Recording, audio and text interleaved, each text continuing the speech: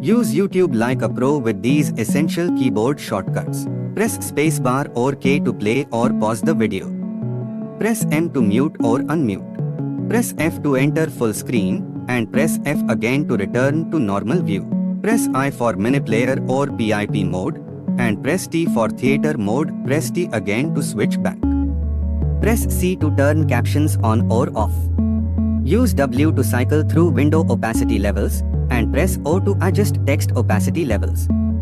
Press any number key from 0 to 9 to jump to that percentage of the video. To speed up the video, press Shift plus period, and to slow it down, press Shift plus comma. Press Shift plus N to go to the next video, or Shift plus P to return to the previous one. When paused, press period to go forward 1 frame, or comma to go back 1 frame.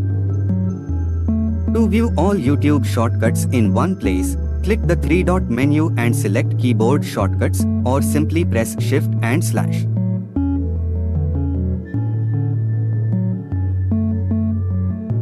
Thanks for watching.